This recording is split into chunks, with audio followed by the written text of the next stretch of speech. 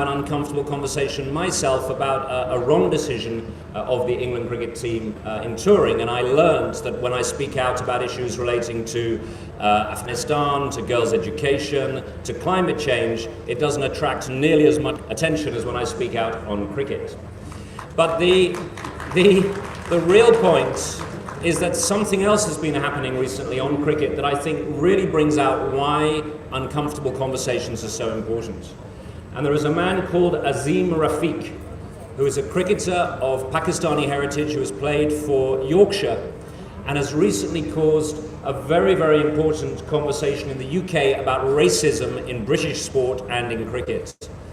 And Azeem had the courage to speak out about systemic racism, and I think is a very good example of how, if we are to build back better from the very difficult past 2 years of the pandemic, if we are to ensure dignity and freedom of voice for all, it needs us to be able to have uncomfortable conversations, conversations that we must not and should not shy away from. Now, of course, the Constitution of Pakistan provides fundamental rights, which include freedom of speech, freedom of thought, freedom of information, freedom of religion, freedom of association, and the freedom of the press. And we need to reaffirm our unwavering commitments to the core values of my esteemed colleagues have already said. That is in key part of the Chief Justice and the judiciary here with us on the panel. As Pakistan reaches 75 years anniversary of the country, it's having the right conversations, those uncomfortable conversations like the ones today, that are crucial to building back better.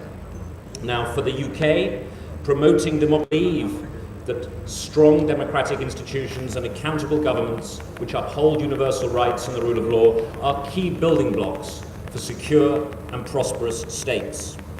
And there are three specific issues I'd like to quickly run through, which are going to be part of this conference, part of the discussions in the next 2 days. The first is gender and the dignity of equality of gender. The UK is unwavering in its commitments to gender equality and girls' rights, particularly given that COVID-19, the pandemic, has exacerbated existing inequalities and disproportionately impacted the lives of women and girls across the world. No country will prosper if the potential of half its population is not harnessed. The World Economic Forum's 2021 Global Gender Index ranked Pakistan 153 out of 156 countries on this issue. So improved representation of women in Parliament, in courts, as the Canadian High Commissioner has just said, in schools, the key to setting strong benchmarks on the participation of women in the decision-making structures. And let me mention, as I'm prepared to have uncomfortable conversations, ladies and gentlemen, that on this panel, beyond the organisers and my two wonderful colleagues, Andrula and Wendy, I think there are too many men in suits talking to you. So we must call out the manels. Thank you, Andrula. Ladies, you're allowed to applause at this point. I say this as a husband, as a son, as a father to women, and I think more women representation is very important in these events. The second area is freedom of religion and freedom of belief. A visit for those of us who are not, well, for everyone in this town, to the Lahore Museum shows any visitor that Pakistan's rich history of faiths, its Sikh heritage, the centre of Buddhism and Gandhara art, the birth of Sufism, shaped what Pakistan is today. In this context, we must condemn continued attacks on minorities, their places of worship, which is unacceptable, and the judiciary's actions to counter violations of minority rights is commendable, particularly the 2014 Supreme Court judgment, which constituted a commission for minorities, and the empowerment of that National Commission for Minorities, ensuring it is enshrined in law, is now a key task. I'd like to appreciate the work of Dr. Shoaib Sadal through the one-man Commission on Minority Rights, including improving laws to against minorities in their places of worship. And I'd also like to mention and steps taken towards more progressive laws and robust protections to hold those responsible accountable. Criminalising forced conversion is finalised to ensure children and young people are protected. Third and finally, ladies and gentlemen, is media freedom. And free voice is essential. People must be able to discuss and debate issues freely, to challenge their governments and to make informed choices access to information provided by a strong, robust, and independent media. Dissent is a sign of weakness. Dissent is a sign of strength, not a sign of weakness. A sign of strength, not a sign of weakness. The UK has long supported media freedoms, both at home and abroad, and our global coalition, run with the Canadian government, was launched in 2018 and demonstrates, I hope, a new wave of action on this. As you've heard, Pakistan ranks 145 out of 180 countries in the 2021 World Press Freedom Index, and that is why the approval this week of the Journalist Protection Bill is so welcome, and we look forward to its passage into law, its full enforcement in the spirit of that law. Equally, societies across the world are struggling to define regulation of media in the digital age, and we shouldn't shy away from debate about how the media can be properly regulated whilst protecting and upholding the freedom of expression. So in this, the UK is exat with the people of Pakistan, and it's not about words and speeches, it's about action. In the interest of time, I won't give you a full list, but the UK in Pakistan, my High Commission is doing a range of things. We're supporting minority children to attend school. We're supporting the establishment of community groups. We're investing in improved protection of women and gender-based violence. We have helped set up child courts. We're training minority journalists. And I'm pleased to say that our flagship Chevening scholarships 7 years ago had only 6% of Chevening scholars as women, and that is now 60%. From 6% to 60% women as Chevening scholars, and we now award, the top Pakistani female candidate the Asma Jahangir Award each year, and last year in a tie, 2 Chevenings got the Asma Jahangir Award. So in conclusion, to bring back to uncomfortable conversations, this is not something you generally associate with diplomats. There is a famous definition of a diplomat. That is someone who tells you to go to hell in such a way that you want to ask for directions.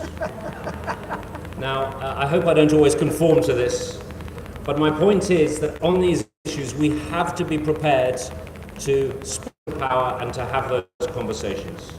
Ladies and gentlemen, the partnership, as you know, I care about it deeply between the UK and Pakistan. This is a country that I love living and being in, and our partnership is historic and deep. We're walking this journey in belief, in understanding, with a view of dignity and voice for all Pakistanis. What unites us is far greater than what divides us. We have a long history, but we should look to the future. Being exat in our Aaj, in our Kal, will create a better and more equal world for all with dignity. Pakistan ki kamyabi insani haqooq bahut ahem hai. Thank you very much. Bahut shukriya. Thank you. Thank you so much, Mr. Turner, for sharing your heart.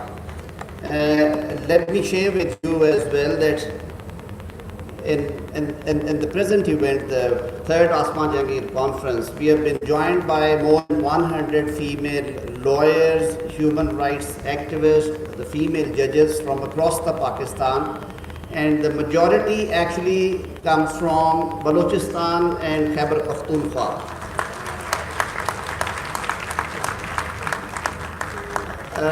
Our honorable guest would be delighted to know that even at the Lahore Court, which is also in a way co-host of this conference alongside the Supreme Court Bar Association, it's the parent High Court of late Asma Jahangir as well. We have more than 2,000 registered practicing female lawyers, and we hope to improve this number in future years, inshallah. We move on further, and I would now request Mr. Wouterplonk, Honorable Ambassador of Netherlands, to please join us on the podium and share his views.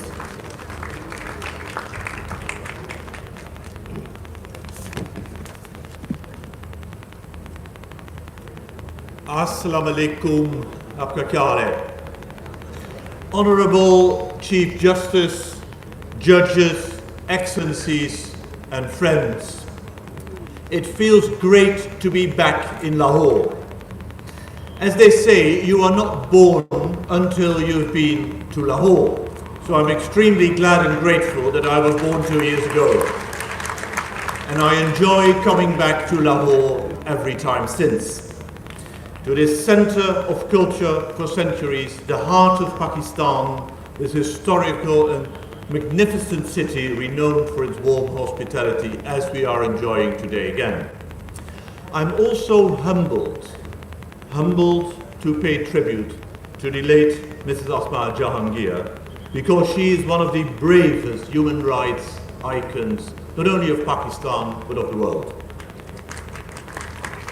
No doubt, she was an iron lady who stood for the rights and protection of the marginalized and oppressed in Pakistan and worldwide. Women in Pakistan and beyond are reaping the benefits of Asma's struggle and achievements for equal rights of all citizens in Pakistan and throughout the world. My country and Asma Jahangir go back at least to 2010, when Asma was in the Netherlands to receive the Freedom of Worship Medal from the Roosevelt Foundation. In her acceptance speech, she reminded us that democracy, rule of law and human rights are closely interlinked. They either flourish together or they perish one by one. Unfortunately, nowadays this interlinkage seems to be not flourishing. It's disturbing to witness democratic backsliding, challenges to the rule of law, and a shrinking space for human rights defenders and for media around the globe. We must work effectively together to stop this downward spiral. The Netherlands has a long-standing, multifaceted, deepening and broadening relationship with Pakistan. Only 2 months ago, our Minister for Foreign Affairs, Mrs. Sigrid Kaag, visited Islamabad.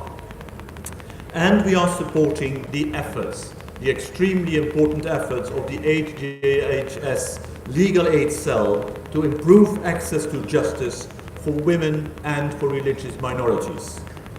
For the Netherlands, gender equality and supporting human rights defenders are crucial to strengthen democracy and the rule of law. We believe that shrinking civil society space is an alarming trend worldwide. With vibrant civil society, democracy and socio-economic progress cannot be realized. And this meeting today of you coming here in great numbers shows how important it is for civil society to come together and to contribute to the public debate. We believe that everyone should have equal rights, irrespective of who they are. And that's why the Netherlands advocates for equal rights for women and for girls. Of course, respecting local cultures and social norms, surely. But throughout the world, some norms are truly universal. For instance, it's enormously important that children are treated equally from a young age, that they learn about human rights in order to claim them later in their life. Every young girl, just like every young boy, should have equal access to education, to healthcare, and enjoy equal economic opportunities for a better life. To conclude, it feels wonderful to be back here at this conference in the memory of Asma Jahangir. Together, we can each in our own unique way continue Asma's unrelenting pursuit of human rights for all. Mojoudeghi. Thank you so much. In the meanwhile, we have also joined by Mr. Justice Shahram Sarwar and an old friend of Asma Jahangir, a bar leader from Balochistan, Sardar Tahir Hussain. As I was mentioning, the achievements of the female lawyers in the legal field, I would also like to introduce another Asma's follower, Asma Hamid, who also Advocate General of the Punjab, the principal officer. She is also with us. Moving further, actually the hall is jam-packed and the management could not find out our distinguished guest, Dr. Philip Deichmann, the Deputy Ambassador for Germany. I'm just wondering if His Excellency is there in the hall. So we move on further. Ladies and gentlemen, as you know, and as rightly said by the previous speaker, that Asma Jahangir was known as an iron lady. And while paying her tribute Ali Zafar Saab also joined us, the former President, Supreme Court Bar Association, and old friend of us. Thank you so much for coming. I will be switching to Urdu poetry for Asma Jahangir. کہ بے خوف زندہ لہجے میں کرتی تھی گفتگو، خود ساختہ خداؤں سے ڈرتی نہیں تھی تم، اور ایک نقطۂ شعور تھی کرتاس زیست پر، پھیلے اگر کبھی تو سمٹتی نہیں تھی تم. تو آئرن لیڈی کو فالو کرنے والا ایک آئرن مین بھی ہے ہمارے درمیان، ایک مضبوط آواز، سابق صدر سپریم کورٹ بار ایسوسیشن. خواتین و حضرات، علی احمد کرد.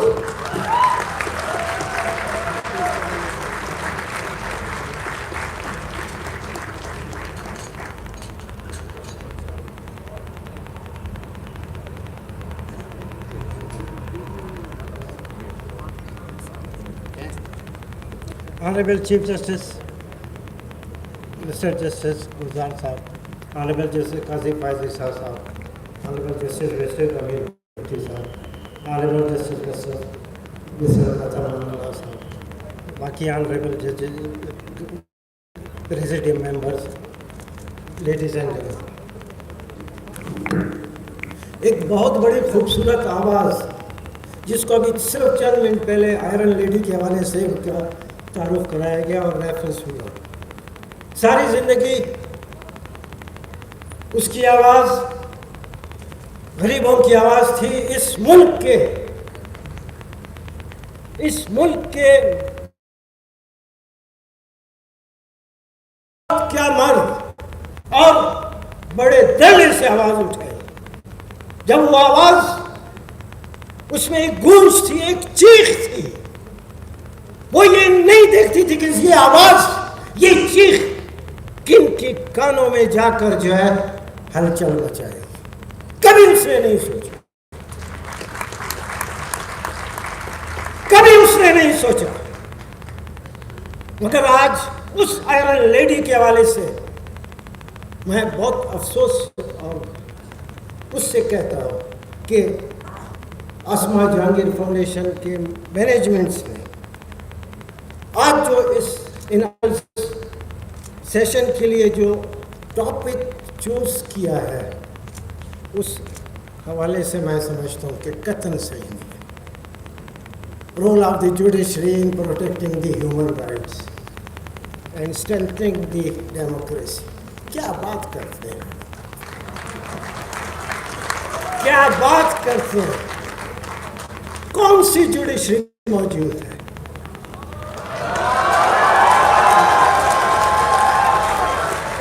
کون سی جوڈیشری موجود ہے؟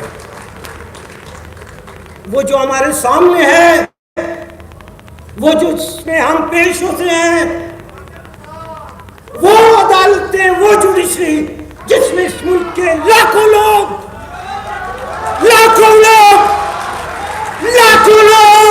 صبح 8 بجے سے 2:30 بجے تک انصاف کے لیے، اپنی داد رسی کے لیے موجود ہوتے ہیں. جب وہ 2:30 بجے واپس اپنے گھروں کو جاتے ہیں تو اپنے سینے پہ، اپنی روحوں کے اوپر ایک زخم لے کر جاتے ہیں. آپ اس جوڈیشری کی بات کرتے ہیں، وہ لوگوں کو، ہیومن رائٹس کو پروٹیکٹ کرے گا، وہ ہماری جمہوریت کو اسٹرینتھن کرے گا. بہت ہلکا، بہت چھوٹا ٹاپک آپ نے جو ہے اس اسپیکرز کو دیا ہے. یہ جوڈیشری جس کو میں نہیں کہتا، انٹرنیشنل جو ایکسپرٹ کے حوالے سے نیچے کی جو نمبر ہے اس میں 130 میں 126 نمبر پہ.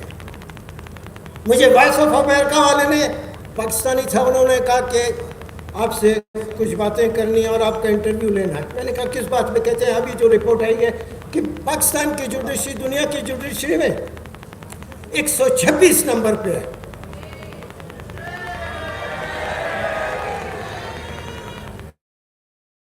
میں نے کہا اس پہ آپ آپ بحیثیت پاکستانی خوش نہیں کہ نیچے سے ہم 4 نمبر اوپر ہیں؟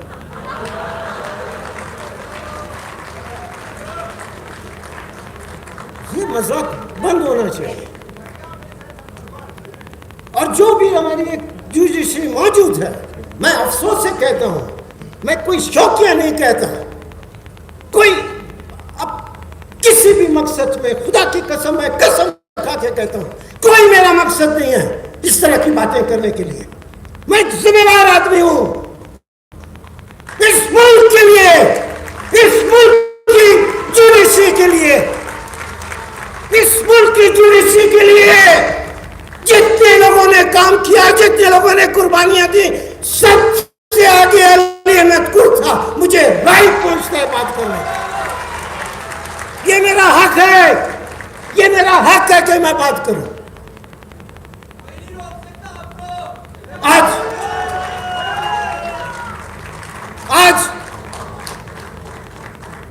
جو بھی ہماری جوڈیشری ہے ہم رسپیکٹ کرتے ہیں. میں کبھی بھی کورٹ روم میں جو ہے میں وہ کرتے ہوں گیا ہوں، بہت رسپیکٹ پے کرتے ہوا میں گیا ہوں. وہ کورٹ میں رسپیکٹ دیتے ہیں، کوشش کرتے ہیں، لڑتے ہیں، جھگڑتے ہیں لوگوں کے لیے، جو بھی تھوڑی بہت چھوٹی موٹی جو بھی ریلیف ہم لینے کی کوشش کرتے ہیں. مگر اس جوڈیشری میں بھی واضح طور پہ نظر آنے والی بات ہے کہ ڈویژن ہے. 126 نمبر پہ بھی جو جوڈیشری ہے اس میں بھی ڈویژن ہے. اب ہم کیا لوگوں کو میسج دے رہے ہیں؟ مجھے افسوس ہوتا ہے، میں ایک ذمہ دار آدمی ہوں اور مجھے افسوس ہوتا ہے کیوں ہم اس حالت پہ پہنچے. یہ 22 کروڑ عوام کا ملک ہے، 22 کروڑ عوام کا ملک ہے، 22 کروڑ عوام کا ملک ہے. اور ایک جنرل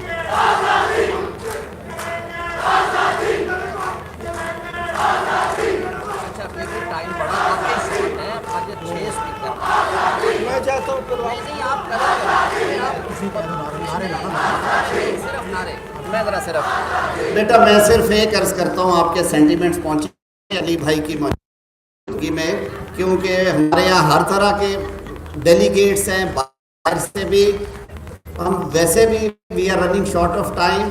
یہ کائنڈلی سلوگنز ہم کریں گے کانفرنس کے اختتامی اجلاس میں جو کہ پولیٹیکل ایجنڈے کے ساتھ میں آسمان جان دے کے گئی ہیں. ہم اس سیشن کو کنکلوژن کی طرف لے کے جانا ہے. آپ کے جذبات ہمارے سامنے. علی احمد قر صاحب.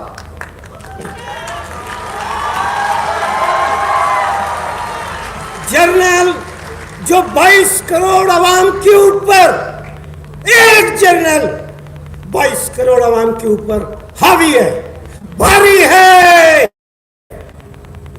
لونا پڑے گا تو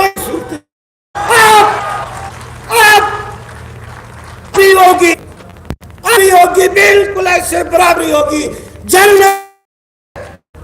یہی 22 کروڑ عوام کے اوپر.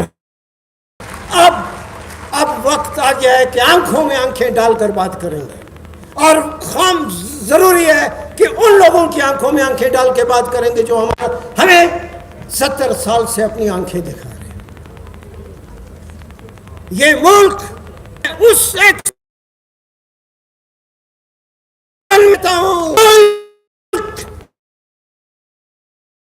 یہ ملک آپ کی مٹھی سے ریت کے رات کی طرح اب بھی آپ کے پاس وقت ہے, اب بھی آپ کے پاس وقت ہے. مٹھی میں ریت کے ذرات کو جس طرح نہیں روکا جا سکتا, اس طرح ان حالات میں جو ملک جا رہا ہے آپ اس کو برقرار نہیں رکھ سکتے. آپ کو کشتیاں جلانی پڑیں گی, کشتیاں جلانی پڑیں گی, اور اپنی زندگی کا جان کی بازی لگانی پڑے گی.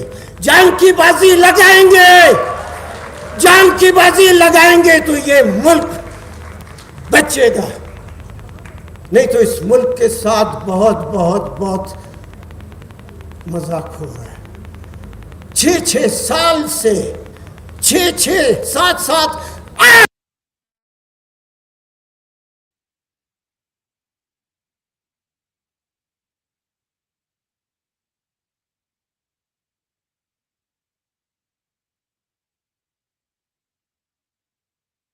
آنکھوں میں آنکھیں ڈال کر بات کرنے کا وقت آیا ہے. آپ کو لوگوں کو سوچنے کا, لوگوں کو خواب دیکھنے کا موقع دیں. خواب دیکھیں گے تو یہ ملک ایک بہت خوبصورت ملک بنے گا. Thank you. Respect freedom of expression and we believe in dialogue, but at the same time ہم یہ بھی سمجھتے ہیں کہ جو constitutional officers ہیں اور ہمارے معزز مہمانان یہاں پہ بیٹھے ہوئے ہیں,